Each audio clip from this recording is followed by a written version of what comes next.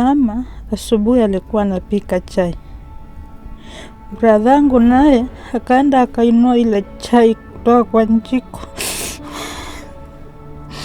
Akainua akarushia mamangu kwa macho. Mamangu akatoka mbio akaenda kuanguka nje. Kuanguka nje akachukua kijiti akamgonga kichwa, akamgonga kaacha kama amekufa.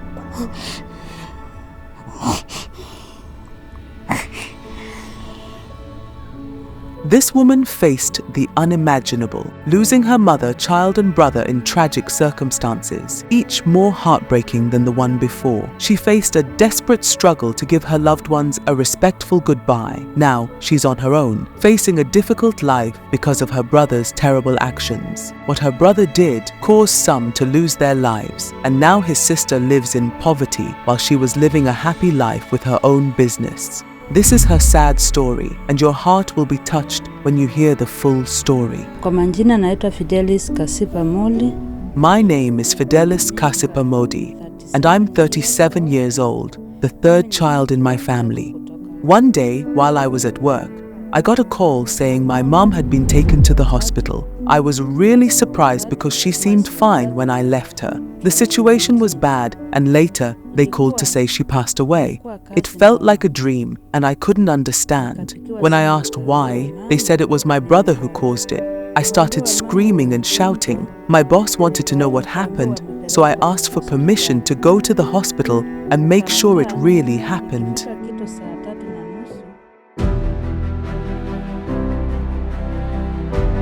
Just like anyone else, it seemed unreal, so she had to see it for herself. All she did was go to the hospital, and when she got there, she found her mother had passed away. Overwhelmed by sadness and feeling down, she had no choice but to go straight home to figure out why her brother did such a terrible thing to their mother. I hurried home, and when I got there, I found a lot of people at home saying that my brother had spoiled the hot tea our mum was making by throwing it on her face. Mum screamed and tried to escape, but he tripped her. After that, he used a big stick to hit her on the head until she passed away. Surprisingly, instead of running away, he just sat close by. As more people arrived and asked who did it, he denied being responsible.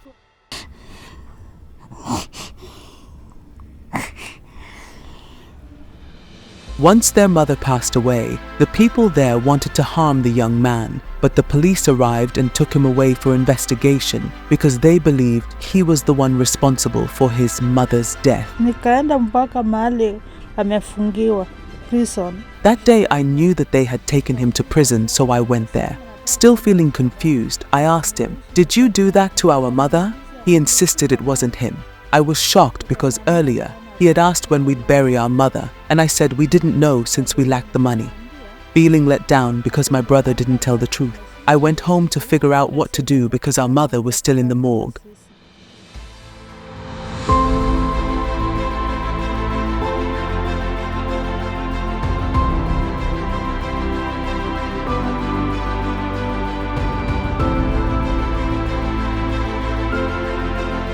In a poor family, this was a tough situation.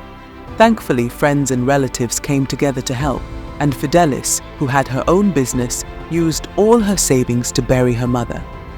Even though they managed to make it, it had a negative impact on Fidelis because her business had to stop since all her money went into the funeral. Penye tulienda huko Madhare, ripoti yenye ilitoka ya daktari ilisema kichwa yake ni mbaya. The reason my brother harmed our mother was because they discovered he had a mental problem. The first time he went to court, they took him to the hospital for a checkup, revealing his mental issue as the cause of his actions. In court, my brother never spoke, but instead wrote on paper. When the coronavirus pandemic arrived, we couldn't go to court anymore as people were not allowed in. Since then, I haven't received any updates about him.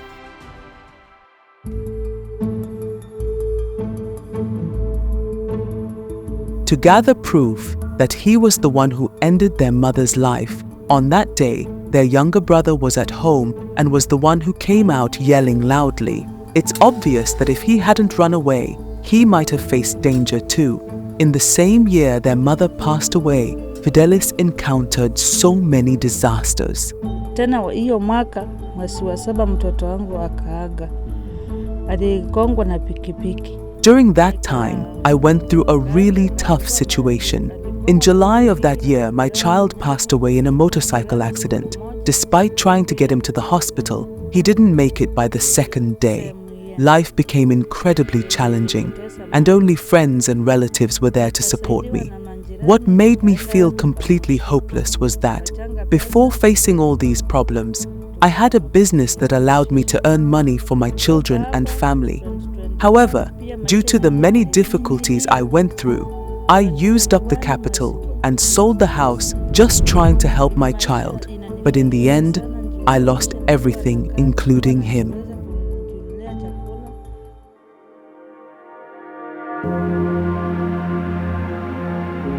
Sometimes in life, problems pile up one after another, reaching a point where you start feeling really down on yourself.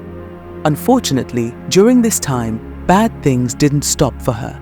She was losing family members one by one. Mwaka ingine 2021, bradhangu naye akakuja akangojeka. The following year, my little brother fell ill and I had to live with him so that I could take care of him easily. I stayed with him at home and I came to take him to the clinic and they told me to go to Kenyatta Hospital. The doctor told me that he was going to transfer me to the large hospital to check if it was not cancer because his tongue was stuck in his mouth and it was swollen in his mouth. Since that day, they immediately put us in the hospital and everything required money. I didn't have any, so they told us to go and live outside while waiting for the results. I told them that if they took us out, I would leave him there. To tell you the truth, that's what I did when I went, and it wasn't really hate. It was just beyond me. So the doctor called me to make a deal, and when I went back, they took him back inside the hospital. At that moment, she thought the problems were over. However, bad news was just around the corner. After 2 days, her brother was diagnosed with stage 4 cancer, and things were getting worse with each passing day. I remember the next day he vomited and was not able to eat. The doctors told me that I should buy a pipe to help him while feeding him, but I really didn't have the money. All I was asked for right away was worth 15k shillings, and I didn't have even a coin. It took me to go and see my other brother to see if there was any help. I stayed for 2 days, but then they told me that they gave him the pipe and they would add it to the bill. So one day, I was on my way to the hospital. They called me on the phone. I was told to hurry up. When I arrived, I refused to believe what I was told. She went to her brother's bed, but discovered he wasn't there. He had passed away just a few hours earlier. Now, a tough and intense battle was about to begin, and there was no one to lend a helping hand. Hatuna mbele wala nyuma. Bradhangu alikaa mochari for 1 month. Because of my poor ability, my brother spent a month in the morgue, and the bill was increasing daily.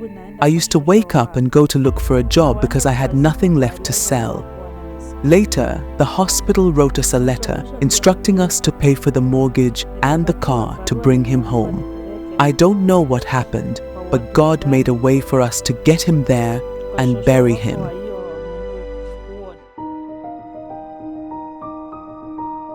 After that moment, it seemed as if she was completely on her own, with no one left by her side.